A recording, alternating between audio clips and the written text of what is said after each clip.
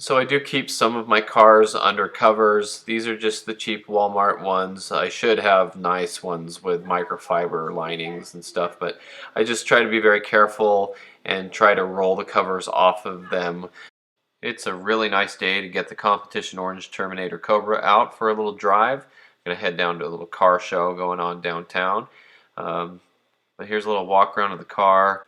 A lot different than my red Terminator. This one doesn't have anything really done to it on the interior, no gauges, anything like that. It's just a really stock Cobra, so just kind of cool, something that you don't see a lot of. And I don't really record a lot of the interior or anything in the car, so I thought I might as well show a little bit of how good this looks with the dark charcoal inserts.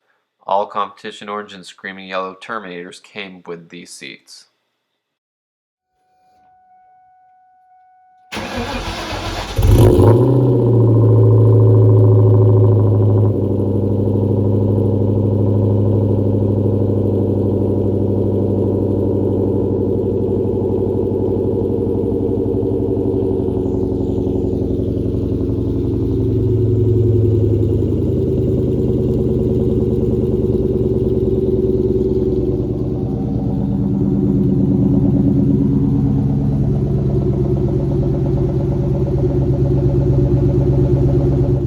You might notice I have a rug underneath the Cobra now. My brother gave me that rug. He was just going to throw it out, and I had heard that it's a good idea to park the car on a rug in the wintertime. It helps keep condensation out from the fuel tank. Not sure if that's true. If anybody knows about that, let me know in the comments what you think or what you've heard over the years about that. I've seen people park the car with a floor mat under each tire or a rug under each tire, and that's, I think, to keep the tires from going flat when it sits a lot. But I've heard about the parking the car on a rug to keep condensation out of the fuel tank. So if you know about that, put it in the comments. I thought it can't hurt to park the car on a rug like that, so I see other people do it. But anyway, we're going to go down to a car show. I was down there with some friends and they had their cars there, and I was just stopping by with my family in our Tahoe, but I thought, you know, it's such a nice day. I really want to drive the orange Cobra. I might as well just run down and put the car in the show. Free entry, really nice thing that they're doing down there. And so I'll just pull the car in and go look around, talk to some friends, and I'll show you what's down there.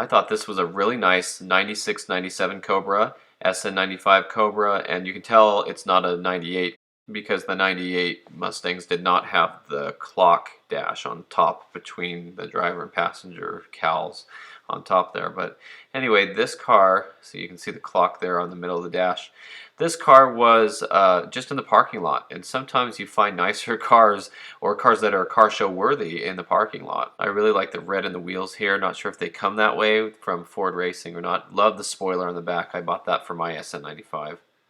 It's really good. Now this is a green GT350. This is not the grabber yellow GT500 that we've seen on my channel recently. Let's remember they didn't make the GT350 in 2021. The 2020 was the last year, and so 2021 is the first and only year of grabber yellow. So this is actually green, and this is a really nice car. I looked underneath it, if you saw in one of my recent videos on how to install the splitter, because I was checking what hardware was on the bottom of the splitter of this car. And surprisingly, it's the same as the new 2021 Mach 1, but it is different than the older GT350s. Ford changed that for some reason. Anyway, beautiful car. Love the swing, the half spoiler, half wing.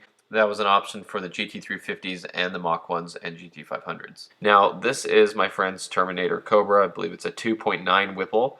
Very nice car. He has it on E85. He had a shop build him a custom intake, and a very beautiful 16,000 mile car, dark shadow gray. You've probably seen it on the channel and other times I've recorded it. Very nice car, bore the cat back. He has the Whistler wheels, which are like CCWs. They're chrome. Looks pretty good. So over here is where I parked my orange Cobra, just away from it all. A lot of people were starting to leave the show now, even though it still had a couple hours left.